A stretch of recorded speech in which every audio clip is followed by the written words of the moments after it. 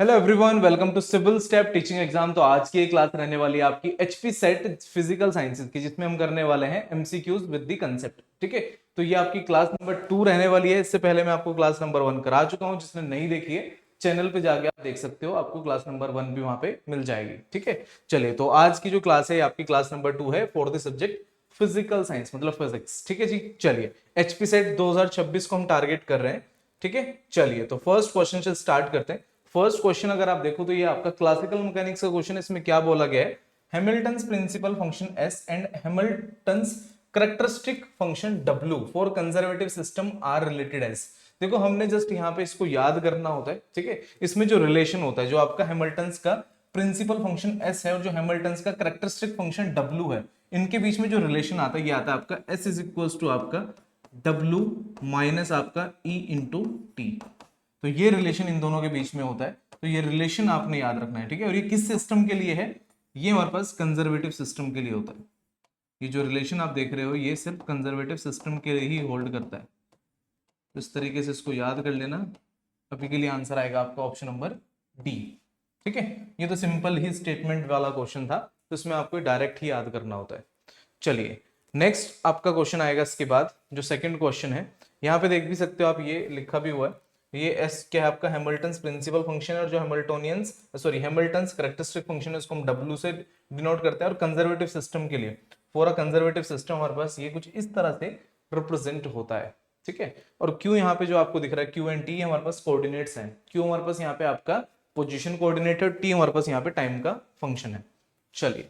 चलिए नेक्स्ट है आपका rigid body moving freely in space has dash degrees of freedom. अगर एक रिजिड बॉडी है, ठीक है, वैसे तो कोई रिजिड बॉडी एग्जिस्ट नहीं करती, बट अगर हमारे पास कोई बॉडी हम रिजिड बोल रहे हैं, एक रिजिड बॉडी है और वो स्पेस में मूव कर रही है, तो उसकी डिग्री ऑफ फ्रीडम कितनी होगी। स्पेस में मूव कर रही है तो मतलब वो एक्स वाई और जेड तीनों डायरेक्शन में मूव कर सकती है, तो 3 डिग्री ऑफ फ्रीडम तो वहां से आ जाएंगी। और एक चीज और सोचो, अगर एक बॉडी है, अगर हमारे पास स्फेरिकल शेप की है, तो वो हमारे पास एक तरह से रोटेट भी कर सकती है तीनों एक्सिस के अबाउट। तो रोटेशन के लिए भी हमारे पास यहाँ पे 3 डिग्री ऑफ फ्रीडम और एडिशनल आएंगी। वो हमारे पास क्या होंगी, आपकी रोटेशनल डिग्री ऑफ फ्रीडम। देखो जो आपकी ट्रांसलेशनल डिग्री ऑफ फ्रीडम है वो तो आ ही रही है, बट यहाँ पे रोटेशनल डिग्री ऑफ फ्रीडम भी 3 रहेंगी, क्योंकि आपका फ्री स्पेस में मूव कर रही है। फ्री स्पेस में मूव कर रही है, फ्रीली इन स्पेस मूव करती है, तो हमारे पास यहाँ पे टोटल अगर देख टोटल हमारे पास यहाँ पे कितनी होंगी, 6 degree of freedom. Option number B is correct. Option number B यहाँ पे आएगा आपका 6। चलिए जी नेक्स्ट क्वेश्चन पे चलते हैं। नेक्स्ट क्वेश्चन है आपका विच of the following potential satisfies Laplace equation. पहले तो हम देखेंगे कि लाप्लास इक्वेशन होती क्या है। लाप्लास इक्वेशन होती है आपकी del square V is equal to आपका यहाँ पे 0। ठीक है, जो पोटेंशियल्स आपको गिवन है उसके ऊपर आपने डेल स्क्वायर ऑपरेटर को ऑपरेट करना है। मतलब एक तरह से जो डेल स्क्वायर होता है इसको अगर हम लिखें तो ये होगा आपका कुछ इस तरीके से।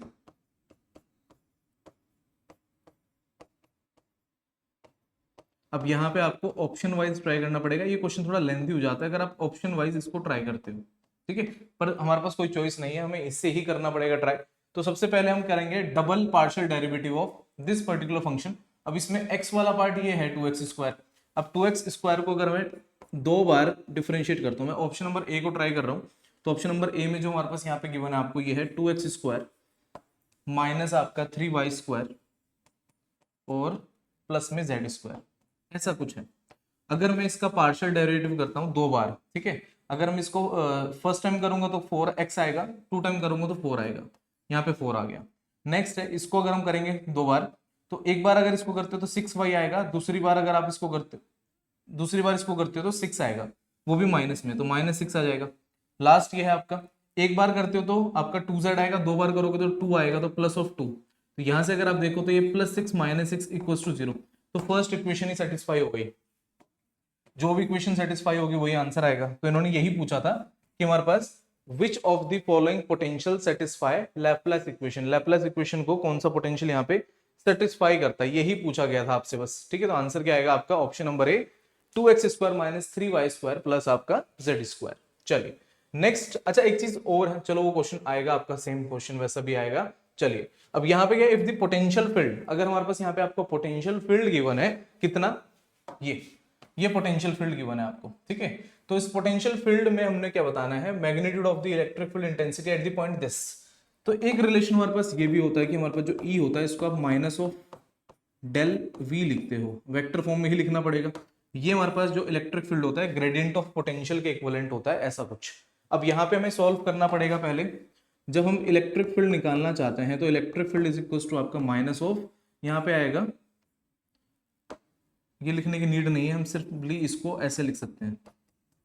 अगर हम देखें तो कुछ इस तरीके से, ये फिर एक स्टेप और कट करते हैं इसको, जो एग्जैक्टली हमें लिखना चाहिए। जैसे हमारे पास ये पूरा जो फंक्शन है यहाँ पे 2x² y माइनस 5z, ऐसा कुछ, ये x में आ जाएगा आई कैप, प्लस हमारे पास यहाँ पे आएगा आपका, इसमें भी same 2x² y minus 5z, और यहाँ पे आ जाएगा जे कैप। वैसे तो इसको हम अलग अलग सॉल्व करते होते हैं, बट हम डायरेक्ट एक साथ कर रहे हैं, थोड़ा सा टाइम बच जाएगा। 2x² y minus of 5z, और यहाँ पे आ जाएगा लास्ट में ठीक है, ऐसा कुछ, क्योंकि पार्शियल डेरिवेटिव है। अगर तीनों टर्म को हम सॉल्व करें, और पार्शियल डेरिवेटिव हमने करना है फर्स्ट वाले पार्ट में, किसके रेस्पेक्ट में, x के रेस्पेक्ट में। तो x के रेस्पेक्ट में इसको करोगे तो 0 हो जाएगा, तो यहाँ पे आएगा आपका फर्स्ट टाइम में जो सोल्व कर रहे हो तो इसमें आएगा आपका 4xy, और यहाँ पे आएगा आई कैप। दूसरे वाले पार्ट में y के रेस्पेक्ट में करना तो प्लस आपका 2x² साथ में जे कैप। लास्ट वाले टर्म में z के रेस्पेक्ट में करना तो -5 के कैप। तो ये हमारे पास आ गया टर्म, ठीक है। और एक माइनस साइन आ रहा तो उस माइनस को अंदर मल्टीप्लाई करोगे तो ई इज इक्वल टू कितना जाएगा आपका, यहाँ पे ई इज इक्वल टू आना चाहिए आपका minus of 4xy I cap, plus की जगह माइनस आएगा माइनस ऑफ 2x² आपका, साथ में क्या आएगा यहाँ पे जे कैप, और लास्ट वाला आपका आ जाएगा प्लस ऑफ 5 के कैप। अब इसमें जो पॉइंट्स हमारे पास गिवन थे, जो हमारे पास आपका ये गिवन है, ये क्या है आपका x, ये y है और ये z है। इन तीनों को अगर हम यहाँ पे पुट करें, इन तीनों को यहाँ पे पुट करें तो जो इलेक्ट्रिक फील्ड आएगा इट विल बी दिस। यहाँ पे -4, x कितना है 1 और y कितना है 2, तो यहाँ पे 1 और 2 कितना आ जाएगा, सिंपली 2। तो ये आ जाएगा कुछ ऐसे, माइनस ऑफ यहाँ पे आपका 2 जे कैप आ जाएगा, और लास्ट वाले में तो कोई फर्क ही नहीं पड़ेगा, ऐसा कुछ। तो ये हमारे पास सोल्व करने पे कितना आ गया, minus of 6 I cap minus of 2 J cap और आपका प्लस ऑफ 5 के कैप। अब इसका बस हमने मैग्नीट्यूड निकालना है लास्ट में, और मैग्नीट्यूड निकालने का तरीका आपको आता होगा कि मैग्नीट्यूड ऑफ ई कैसे निकालें। मैग्नीट्यूड ऑफ ई मतलब जो हमारे पास यहाँ पे चीजें लिखी हैं, जैसे 6 -6 है तो -6 का स्क्वायर करोगे ऐसे, प्लस हमारे पास यहाँ पे आप -2 का स्क्वायर ऐड करोगे, और लास्ट में हमारे पास क्या है, डिजिट 5 है, तो प्लस 5 का स्क्वायर करोगे ऐसे, तो हमारे पास यहाँ पे आएगा, फर्स्ट आएगा 36, सेकंड हमारे पास यहाँ पे 4, और प्लस हमारे पास यहाँ पे 25। तो ये आ जाएगा यहाँ पे आपका सिंपली 40 प्लस दिस आपका 65। स्क्वायर रूट ऑफ 65 है।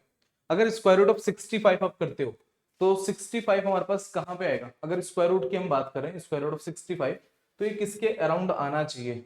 इसको अगर हम चेक करें, स्क्वायर रूट ऑफ आपका 7 इज 49, देन 49 के बाद हमारे पास यहाँ पे आपका 64 आता है 8 पे, ठीक है, 8 पे 64 आता है, तो उससे बड़ी वैल्यू आनी चाहिए। बट उसके अराउंड अगर देखा जाए तो आपका सिर्फ एक ऑप्शन आ रहा है, ये वाला ऑप्शन नंबर डी हमारे पास देखा जाए तो ये करेक्ट होगा। बट एक बार चेक कर लेते, क्योंकि हमने कहीं कोई मिस्टेक क्यों नहीं करी, क्योंकि हमारे पास एग्जैक्ट वैल्यू आनी चाहिए थी, एग्जैक्ट नहीं आई है। अगर 2x² y माइनस 5z और आपका 2x² y, ये सब जगह हम देखें तो ये 4, अगर 4x हम करें तो ये आपका यहाँ पे 4xy आ गया, ठीक है। दूसरे वाले केस में आपका यहाँ पे 2x² y वाला पार्ट हट जाएगा, तीसरे वाले केस में आपका सिंपली यहाँ पे 5 आ जाएगा, ठीक है। नेक्स्ट अगर स्टेप हम देखें तो यहाँ पे माइनस साइन आ रहा है, ठीक है, एक मिनट,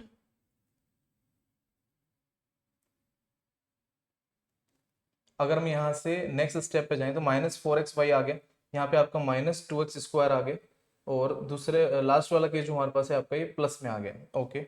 अब यहाँ से अगर हम वैल्यू पुट करें x और y की वैल्यू, x और y की वैल्यू 1 और 2 आएगी, तो 1 और 2 हमारे पास यहाँ पे 2 ही देगा, और हमारे पास यहाँ पे इस वाले केस में जो वैल्यू आ रही है यार ये 2x² मतलब हमारे पास 1 का स्क्वायर, तो 2 ही आएगा, और लास्ट वाले में हमारे पास यहाँ पे 5, क्योंकि लास्ट वाले में अगर 5 हम यहाँ पे यूज कर रहे हैं तो हमारे पास ये एग्जैक्टली 5 ही आएगा। तो यहाँ पे हम इसको, अच्छा सॉरी, ये आपका स्टार्टिंग वाला जो आना था ये 6 का स्क्वायर नहीं आएगा, -4 × 2 इज 8, ये गड़बड़ हुई है। ये एक गड़बड़ की वजह से देखो आंसर कितना वेरी कर गया, ठीक है, ये गड़बड़ हुई थी, तो इसका आंसर हमारे पास यहाँ पे 8 के अकॉर्डिंग आना चाहिए, 8 के अकॉर्डिंग आना चाहिए, तो स्क्वायर रूट ऑफ आपका यहाँ पे 8 का स्क्वायर कितना आ जाएगा 64, प्लस हमारे पास यहाँ पे 4 और प्लस हमारे पास यहाँ पे आपका 25, ऐसा कुछ। तो इसको अगर ऐड करते हैं तो ये आपका आएगा 85। अगर इसको सोल्व करें तो ये हमारे पास कितना आ जाएगा 68 और आपका 88 देन 93। तो 93 का स्क्वायर रूट हमारे पास 81 से बड़ा, तो मतलब ये अराउंड आपका 9.6 आएगा, 9.6 वोल्ट पर मीटर। तो आंसर आना चाहिए आपका यहाँ पे option number D, option number D, option number D is the answer, 9.6 volt पर मीटर। जी, कुछ इस तरीके से क्वेश्चन होना था। नेक्स्ट क्वेश्चन है पॉइजो इक्वेशन स्टेट्स दैट। देखो लाप्लास इक्वेशन और पॉइजो इक्वेशन में एक रिलेशन होता है, बस वही हमने चेक करना है। देखिए अगर आप del square V is equals to आपका minus of rho by epsilon naught लिख रहे हो, तो ये क्या इक्वेशन है आपकी, इसको हम बोलते हैं पॉइजो इक्वेशन। आंसर तो हमें पता लग गया कि हमारे पास ये आपकी पॉइजो इक्वेशन है। बट अगर आप यहाँ पे रो को जीरो कर दो, अगर आप रो को जीरो कर दो, जो राइट साइड में आपको दिख रहा है del square V is equals to zero बन जाएगा, और इसको हम क्या बुलाते हैं, इसको बोलते हैं लैपलेस इक्वेशन। जो ये वाला इक्वेशन है इसको हम बोलते हैं लैपलेस इक्वेशन। तो यहां से अगर हम देखें तो आंसर क्या आना चाहिए आपका इस क्वेश्चन का। अगर आपको पॉइजो इक्वेशन पूछा है तो ऑप्शन नंबर ए करेक्ट होगा। अगर आपको लैपलेस इक्वेशन पूछा है तो हमारे पास यहाँ पे कोई भी आंसर अभी के लिए करेक्ट नहीं है, क्योंकि उसका राइट साइड जीरो होना चाहिए, जो हमने यूज भी करा था क्वेश्चन में भी, आपको याद होगा। ठीक है, तब भी मैं आपको ये बताने वाला था, बट इसका क्वेश्चन था ऑलरेडी, तो क्वेश्चन में ही हमने इस चीज को कर लिया। चलिए नेक्स्ट क्वेश्चन है for a good conductor skin depth varies. अगर हमारे पास गुड कंडक्टर बैड कंडक्टर पे आप आते हो, तो जो बच्चों वाली डेफिनेशन होती थी हमें ये पता था कि अगर कोई चार्ज को पास होने देता है वो गुड कंडक्टर होता है, बट अगर जो चार्ज को पास नहीं होने देगा तो उसको हम बैड कंडक्टर मतलब इंसुलेटर बोलते थे। बट अब ऐसा नहीं है। ठीक है, जब मास्टर्स लेवल पे आप जाते हो तो उसमें आपके गुड कंडक्टर बैड कंडक्टर में स्किन डेप्थ का कंसेप्ट आ जाता है। ठीक है, अब स्किन डेप्थ के हिसाब से अगर आप देखो तो जो आपकी स्किन डेप्थ है, स्किन डेप्थ हमारे पास यहाँ पे किसके केस में, गुड कंडक्टर के केस में skin depth is inversely proportional to the आपका स्क्वायर रूट ऑफ, यहाँ पे किसके साथ हमारे पास आ रहा है, यहाँ पे कंडक्टिविटी के साथ। तो ये आएगा relation, skin depth is inversely proportional to the square root of conductivity, that is option number C is correct. ठीक है, और गुड कंडक्टर बैड कंडक्टर के डायरेक्ट फॉर्मूले ही याद करने होते हैं आपको, उसमें क्या रिलेशन है। कभी कभी तो इनके रिलेशन से क्वेश्चन बन जाते हैं ऐसे, या फिर डायरेक्ट यहाँ से आपका थ्योरेटिकल क्वेश्चन ही बनता है। ठीक है, ये जो कंसेप्ट आता है ये आपका सॉलिड स्टेट फिजिक्स मतलब कंडेंस मैटर फिजिक्स का पार्ट है। चैप्टर का नाम भी सुन लो, ये हमारे पास क्या है आपका condense matter physics, condense matter physics. ठीक है जी, चलिए नेक्स्ट क्वेश्चन पे चलते हैं। इसके बाद ये रिलेशन रहा यहाँ पे ऐसे, ये होता है स्किन डेप्थ का relation, square root of 2 divided by आपका म्यू सिग्मा और आपका यहाँ पे ओमेगा। ठीक है, चलिए तो अभी के लिए आंसर क्या जाएगा आपका ऑप्शन नंबर सी, जो कि करेक्ट रिलेशन यहाँ पे है। नेक्स्ट क्वेश्चन अगर हम देखें, नेक्स्ट आपका आया है coulomb goes is represented by. देखो दो तरह के गोज होते हैं, एक आपका लोरेंट्स गोज होता है, एक आपका कूलम गोज होता है। अब जो हमारे पास यहाँ पे अभी क्वेश्चन में पूछा गया है तो इसमें हमारे पास कूलम गोज पूछा है, तो कूलम गोज के लिए हमारे पास जो इक्वेशन आती है वो आती है ऑप्शन नंबर ए में, जो आपको दिख रहा है ऐसा कुछ। ठीक है, तो यहाँ पे जो हमारे पास होता है ये होता है del dot A is equal to zero. बस ये याद रखना है आपने, किसके लिए, आपका कूलम गोज की कंडीशन के लिए। ये जो कंडीशन है वो कूलम गोज से रिलेटेड है। कूलम गोज हमारे पास यहाँ पे ऑप्शन नंबर ए से रिलेट होगा, इसको आपने याद रखना है।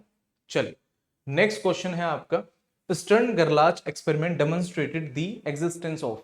जो स्टर्न गरलाच एक्सपेरिमेंट है ये बहुत इंपॉर्टेंट एक्सपेरिमेंट है, क्योंकि इसमें से क्वेश्चन आपके बनते हैं। ये स्पिन के ऊपर बेस्ड होता है, मतलब इसने हमारे पास जो स्टर्न गरलाच एक्सपेरिमेंट था इसने क्या कंफर्म किया था कि हमारे पास यहाँ पे इलेक्ट्रॉन की स्पिन होती है। ठीक है, प्लस हाफ माइनस हाफ, तो दो स्पिन के बारे में इन्होंने बताया था। देखो जो इलेक्ट्रॉन की स्पिन की एग्जिस्टेंस के बारे में कह रहे हैं, तो इलेक्ट्रॉन हमारे पास क्या होता है, electron is a fermion. Electron हमारे पास क्या है, फर्मियोन है। और फर्मियोन कौन सी स्पिन रखता है, हाफ ओड इंटीग्रल स्पिन। जो फर्मियोन्स होते हैं उनकी तो हाफ ओड इंटीग्रल स्पिन होती है। तो अगर मैं इलेक्ट्रॉन की स्पिन की बात करूँ तो हाफ होती है। तो इन्होंने इलेक्ट्रॉन स्पिन बताई थी कि हमारे पास यहाँ पे प्लस हाफ और माइनस हाफ, मतलब ओरिएंटेशन के हिसाब से इन्होंने दो स्पिन बताई थी, प्लस हाफ माइनस हाफ। तो ये वाली जो कंसेप्ट आई थी वो कहां से आई थी, आपकी स्टर्न गरलाच एक्सपेरिमेंट से। स्टर्न गरलाच एक्सपेरिमेंट में ही कंफर्म हुआ था कि हमारे पास यहाँ पे इलेक्ट्रॉन स्पिन होती हैं। एग्जिस्टेंस कहां से पता लगी, स्टर्न गरलाच एक्सपेरिमेंट, बहुत ही इंपॉर्टेंट एक्सपेरिमेंट था उस टाइम का, इसको याद रखना आप। ठीक है, तो एग्जिस्टेंस ऑफ इलेक्ट्रॉन स्पिन के बारे में हमें स्टर्न गर्लाच एक्सपेरिमेंट बताता है। चलिए जी, नेक्स्ट क्वेश्चन है the eigen functions of the linear harmonic oscillator are called. ये भी क्वेश्चन बहुत इंपॉर्टेंट है, ये भी आपका एक कंसेप्चुअल क्वेश्चन होता है। इसमें हमारे पास क्या पूछा गया है, the eigen functions of the linear harmonic oscillator. जो लीनियर हार्मोनिक ऑसिलेटर आप क्वांटम मैकेनिक्स में पढ़ते हो, जो उसका आइगन फंक्शन है, वो आइगन फंक्शन हमारे पास किस बेसिकली हमारे पास पोलिनोमियल या फिर फंक्शन से रिलेटेड होता है। क्या लेजेंड्रे, बेसल्स, हर्माइट या फिर आपके लेग्वेरे। देखो ये जो हम फंक्शंस पढ़ते हैं ये आपका मैथमेटिकल फिजिक्स का पार्ट होता है, ठीक है। जो ये हमारे पास चीजें हैं ये आप कहाँ पढ़ते हो, ये सारी मैथमेटिकल फिजिक्स में पढ़ी जाती है, बट ये एक तरह से टूल्स हैं, ये मैथमेटिकल टूल्स हैं जो कि आपका थ्रू आउट द फिजिक्स आप यूज करते हो। इनको हम क्या बोलते हैं, मैथमेटिकल सॉरी, इनको बोलते हैं मैथमेटिकल टूल्स, जो हमारे पास यहाँ पे मैथमेटिकल फिजिक्स से आए हैं। मैथमेटिकल फिजिक्स मतलब एक तरह से जो फिजिक्स के अंदर मैथ यूज होता है। देखो आपका अलग से एक सब्जेक्ट होता है मैथमेटिकल फिजिक्स में, कॉम्प्लेक्स अलजेब्रा, ये सब चीजें आप पढ़ते हो, ठीक है। तो वो हमारे पास यहाँ पे एक तरह से ये चीज भी हम वहां पे पढ़ते हैं, जो आपके Legendre, polynomial, Bessel function, Hermite या फिर लेग्वेरे, ये सब चीजें।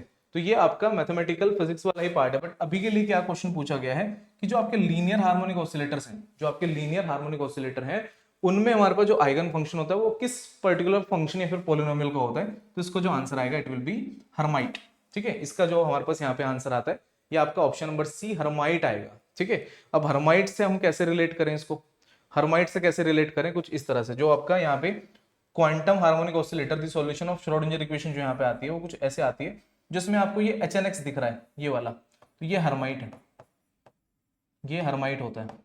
जब आप इसके मेन सॉल्यूशंस ही हम इसके याद करते हैं, बेसिकली हमारे पास ये भी क्वेश्चन बन सकता है, ठीक है। ये भी आपसे डायरेक्ट पूछ सकते हैं कि जो क्वांटम हार्मोनिक ऑसिलेटर है उसका जो श्रोडिंगर इक्वेशन का सॉल्यूशन है, आइगन फंक्शन बेसिकली हमारे पास यहाँ पे जो है हर्माइट को तो इंक्लूड कर ही रहा है, ठीक है। और इसमें जो ये दूसरा फंक्शन है ये आपका गॉसियन फैक्टर है, क्योंकि हमारे पास ये गॉसियन फंक्शन है, ठीक है, e to the power minus of X square by 2। But main चीज क्या है, ये वेव फंक्शन में ये याद रखना है कि हमारे पास कौन सा पोलिनोमियल इन्वॉल्व होता है लीनियर हार्मोनिक ऑसिलेटर के आइगन फंक्शन के अंदर। आइगन फंक्शन मतलब बेसिकली इसका फंक्शन, ठीक है। चलिए तो अभी के लिए हमारे पास आंसर आ जाएगा आपका option number C Hermite polynomial. Next question आ गया आपका ये वाला। अब यहाँ पे क्या बोला जा रहा है, if T is the kinetic energy. वैसे हम एनर्जी को कैसे लिखते हैं, ई से लिखते हैं, बट यहाँ पे किससे लिखा गया है, टी से। चलिए थोड़ा सा यहाँ पे ऐसे कुछ हमारे पास बना हुआ है क्वेश्चन में, of an electron of mass m the de Broglie wavelength of the electron. ये क्वेश्चन थोड़ा सा इजी हो गया, ठीक है। बट अगर हम इसको देखें, जैसे हमारे पास डी ब्रोगाई वेवलेंथ होती है, स्टार्टिंग होती है lambda equals to h upon mv से, और mv को आप क्या लिख सकते हैं यहाँ पे h बाई पी, और p को हम क्या लिख सकते हैं, p हमारे पास कैसे लिखा जा सकता है, देखो काइनेटिक एनर्जी का जो रिलेशन होता है, काइनेटिक एनर्जी का रिलेशन होता है आपका पी स्क्वायर बाय 2m, और हम क्या बोल रहे हैं, काइनेटिक एनर्जी हमारे पास टी से रिप्रेजेंट हो रही है, तो टी इज इक्वल्स टू आपका क्या जाएगा, पी स्क्वायर बाय 2m। अगर मैं यहाँ से p का वैल्यू निकालू तो P square is equals to आपका क्या जाएगा 2mt, और लास्ट में p इज इक्वल्स टू आपका जाएगा स्क्वायर रूट ऑफ 2mt, है ना, ऐसा कुछ आएगा। अब इसको यूज करते हुए जो ये पार्ट है, इसको अगर मैं यहाँ पे यूज करूँ तो लैम्डा इज इक्वल्स टू आपका h upon square root of 2mt बोल सकते हैं हम, ऐसा कुछ। तो ऐसा कुछ आपको ऑप्शन दिख रहा है, हाँ जी, ऑप्शन नंबर सी दिख रहा है। तो यहाँ से अगर आंसर देखा जाए तो ऑप्शन नंबर सी यहाँ से करेक्ट हो जाएगा। ये तो डायरेक्ट ही दिख रहा है, बस यहाँ पे फर्क कितना है कि अब एनर्जी, काइनेटिक एनर्जी को ई से रिप्रेजेंट करते थे यहाँ पे, बट अब इस बार आपने टी से रिप्रेजेंट करना है। बहुत जगह फिजिक्स में काइनेटिक एनर्जी को टी से ही रिप्रेजेंट किया जाता है, टोटल एनर्जी को ई से रिप्रेजेंट करते हैं, और जो आपका काइनेटिक एनर्जी उसको टी से रिप्रेजेंट करते हैं। बहुत सारे पार्ट में आपने देखा भी होगा, एटॉमिक फिजिक्स में भी ऐसा किया जाता है, ठीक है। चलिए नेक्स्ट क्वेश्चन पे चलते हैं। नेक्स्ट क्वेश्चन है आपका ये वाला, Pauli's exclusion principle is valid only for. Poly exclusion principle हमारे पास किसके लिए था, फर्मियोन्स के लिए था। अब इनमें से हमारे पास बोसोन, फर्मियोन्स या फिर फोनॉन्स। देखो आप पॉली एक्सक्लूजन प्रिंसिपल किसके लिए बोलते हो, जैसे हमारे पास फिलिंग से रिलेटेड होता है कि हमारे पास यहाँ पे दो पार्टिकल ऐसे फिल नहीं हो सकते, दो पार्टिकल हमारे पास या फिर दो इलेक्ट्रॉन ऐसे फिल नहीं हो सकते जिनकी सारी क्वांटम स्टेट सेम हो, या तो उनकी स्पिन डिफरेंट होगी, तो ठीक है। तो वो फर्मियोन्स के केस में आता है, क्योंकि बोसोन्स तो हमारे पास पॉली एक्सक्लूजन प्रिंसिपल को ओबे ही नहीं करते। तो बोसोन के लिए क्या बोलोगे, they do not obey, they do not obey Pauli's exclusion, Pauli's exclusion principle, Pauli's exclusion principle को ये ओबे ही नहीं करते हैं, ठीक है जी। अब ओबे कौन करता है, फर्मियोन करता है, ठीक है। ठीक है, कुछ चीजें और भी आएंगी यहाँ से ना। अभी क्वेश्चन हमारे पास सिर्फ यही था, बट ये भी पूछा जाता है कि हमारे पास इनमें से किसका वेव फंक्शन सिमेट्रिक होता है, किसका एंटी सिमेट्रिक होता है, तो इसका एंटी सिमेट्रिक होता है, इसका सिमेट्रिक होता है, ये सब चीजें भी आती हैं। ठीक है, तो अभी के लिए तो आंसर हमारे पास यहाँ पे ऑप्शन नंबर बी फर्मियोन बन रहा है, क्योंकि फर्मियोन हमारे पास पॉली एक्सक्लूजन प्रिंसिपल को ओबे करते हैं। चलिए जी नेक्स्ट क्वेश्चन पे चलते हैं। नेक्स्ट क्वेश्चन है आपका ये वाला, in quantum statistics the volume of phase cell is. अगर क्वांटम स्टैटिस्टिक्स की आप बात करते हो तो वॉल्यूम ऑफ फेज सेल कितनी होती है आपकी, ये होती है आपकी एच क्यूब, एच क्यूब होती है फेज सेल की वॉल्यूम, एच क्यूब होती है। याद रखना क्वांटम स्टैटिस्टिक्स में volume of phase cell is H cube. इसका रिलेशन यहाँ पे कंप्लीट लिखा गया है, ये रहा, डेल्टा एक्स डेल्टा पी का whole cube is approximately same H cube, क्योंकि delta X delta P X आप कहां पढ़ते हो, हाइजेनबर्ग का जो अनसर्टेनिटी प्रिंसिपल था। अगर मैं इसको एक साइड को क्यूब कर रहा हूँ वॉल्यूम के लिए, वॉल्यूम के लिए मैं इसको क्यूब कर रहा हूँ, तो दूसरी साइड भी क्यूब होगा, तो हमारे पास यहाँ पे क्या आएगा, टोटल आपका एच क्यूब आ जाएगा। इन 3D स्पेस 3 कोऑर्डिनेट प्लस आपका 3 मोमेंटा कोऑर्डिनेट, तो टोटल हमारे पास यहाँ पे जो सेल वॉल्यूम आती है वो एच क्यूब आती है। तो आंसर आ जाएगा आपका option number C H cube. H cube is the answer, H cube is the answer, option number C is correct. ठीक है जी, चलिए नेक्स्ट क्वेश्चन है, the width of the depletion layer of a junction. अगर आप depletion layer of the junction की बात कर रहे हो, is independent of applied voltage, decreases with light doping, increases under reverse bias, या फिर इंक्रीजेस विद हैवी डॉपिंग, इनमें से आपने आंसर बताना है। अगर हम यहाँ पे नोटिस करें, जो विड्थ ऑफ डिप्लीशन लेयर है किसी भी पीएन जंक्शन की, अगर विड्थ को हम देख रहे हैं, अगर मैं डॉपिंग बढ़ाता हूं, अगर मैं डॉपिंग ज्यादा करता हूं, डॉपिंग करने से क्या होगा, हमारे पास ज्यादा चार्ज कैरियर होंगे और ज्यादा क्रॉस होंगे, तो width of depletion layer will decrease. अगर हमारे पास डॉपिंग कम की जाएगी, तो हमारे पास यहाँ पे डॉपिंग कम करने से जो विड्थ है वो हमारे पास बढ़ जाएगी। डॉपिंग कम करोगे तो कम चार्ज कैरियर एक साइड से दूसरे साइड क्रॉस होंगे, तो हमारे पास उसी के अकॉर्डिंग चीजें यहाँ पे होने वाली है। तो आंसर हमारे पास क्या बनेगा इसका, ऑप्शन नंबर सॉरी, इसमें हमारे पास एक कंडीशन और भी तो थी। अगर ऑप्शन नंबर सी यहाँ पे आ रहा है, एक चीज सोचो, रिवर्स बायस कंडीशन में क्या होता है, रिवर्स बायस कंडीशन में कम चार्ज कैरियर एक साइड से दूसरी साइड क्रॉस होते हैं। जैसे अगर हम देखें तो जो विड्थ ऑफ डिप्लीशन लेयर है वो बढ़ जाएगी, क्योंकि चार्ज कैरियर थोड़े से कम क्रॉस हो रहे हैं एक साइड से दूसरी साइड। पी और एन साइड दो साइड होती है, अगर हमारे पास चार्ज कैरियर कम क्रॉस होंगे तो वो रिवर्स बायस में होंगे, क्योंकि रिवर्स बायस में करंट ना के बराबर होता है। ठीक है, तो आंसर यहाँ पे क्या आना चाहिए, ऑप्शन नंबर सी। बाकी अगर हम देखें ये वाला ऑप्शन देखें, लाइट डॉपिंग जब आप करते हो तो जो विड्थ है हमारे पास डिक्रीज नहीं होती, इंक्रीज होती है, तो ये आंसर तो गलती है। अगर increase with heavy doping, heavy doping से जो विड्थ है डिप्लीशन लेयर की वो डिक्रीज करती है, इंक्रीज नहीं करती है, तो दोनों ही चीज गलत लिखी हुई है। तो आंसर क्या आना चाहिए हमारे पास, ऑप्शन नंबर सी। तो हमारे पास यहाँ पे फॉरवर्ड बायस में विड्थ डिक्रीज करती है, रिवर्स बायस में जो विड्थ है वो इंक्रीज करती है। तो आंसर क्या आना चाहिए इसका, ऑप्शन नंबर सी आना चाहिए। तो option number C is correct choice. ये जो क्वेश्चन था आपका ये इलेक्ट्रॉनिक्स का था, सेमीकंडक्टर वाला पार्ट, या फिर आप इसको थोड़ा बहुत कंडक्ट जैसे कंडेंस मैटर फिजिक्स में भी थोड़ा सा इन्वॉल्व हो जाता है क्वेश्चन, क्योंकि जंक्शन की विड्थ से रिलेटेड है ये। चलिए नेक्स्ट आपका जो लास्ट क्लास का क्वेश्चन था इसका आंसर, ठीक है, मैंने बोला था आपको कमेंट करना है आप लोगों ने। अगर नहीं समझ में आया तो इस फॉर्मूले से सॉल्व होता है। ठीक है, अप्रोक्सीमेशन में इसका आंसर आता है, ये डेटा टाइप क्वेश्चन है, इसमें आप इसको न्यूमेरिकली सॉल्व नहीं करोगे। एग्जाम में भी आपने इसको न्यूमेरिकली सॉल्व नहीं करना है कि आप इसमें सारी वैल्यूज पुट करके सॉल्व करोगे। इसका आंसर याद रखना 0.93 ऑफ ईएफ, क्योंकि ये क्वेश्चन डायरेक्ट आता है, ये एग्जैक्ट सेम क्वेश्चन आता है। ठीक है, तो इसका आंसर आएगा आपका ऑप्शन नंबर सी। किसी ने सॉल्व करना है तो आप इस फॉर्मूले से सॉल्व कर सकते हो, बट मैं आपको सजेस्ट करूंगा कि ना ही सॉल्व करो, क्योंकि बहुत टाइम कंज्यूमिंग होगा। सारी वैल्यूज पुट करोगे, सॉल्व करोगे, एंड में आंसर यही आएगा। तो इस आंसर को आप याद रख लो, क्योंकि ये क्वेश्चन एज इट इज ऐसे ही पूछा जाता है, सेम वैल्यूज भी चेंज नहीं करेंगे। ठीक है, अगर वैल्यूज यहाँ पे चेंज होती हैं, अगर एक जीरो कम होगी तो यहाँ पे 9.3 हो जाएगा। ठीक है, बस इतना डिफरेंस आता है। ठीक है जी, चलिए नेक्स्ट क्वेश्चन आपका आज का जो होमवर्क क्वेश्चन है ये है कुछ ऐसा। ठीक है, ये आपने कमेंट करके मुझे बताना है क्लास के बाद कि इसका आंसर क्या आएगा। ठीक है, तो आज का ये होमवर्क क्वेश्चन था और ये आपका आज का लास्ट क्वेश्चन है। ठीक है, जो आपने कमेंट करके मुझे बताना है। ठीक है, इसके बाद हम मिलेंगे क्लास नंबर 3 में। ठीक है, इसके बाद आपकी क्लास नंबर 3 होगी नेक्स्ट वीक में, तो उस क्लास में हम और भी अच्छे अच्छे क्वेश्चन लेके आएंगे। ठीक है, अगर आपकी कोई सजेशन है कि इस तरह के क्वेश्चन लाओ, या फिर ये क्वेश्चन ये चैप्टर ज्यादा करना है, इस सब्जेक्ट पे फोकस करना है, तो वो सब चीज भी आप सजेस्ट कर सकते हो कमेंट बॉक्स के अंदर। ठीक है, चलिए तो मिलते हैं नेक्स्ट क्लास में, तब तक के लिए bye, thank you so much. Session को लाइक करना मत भूलना। ठीक है, बाय बाय।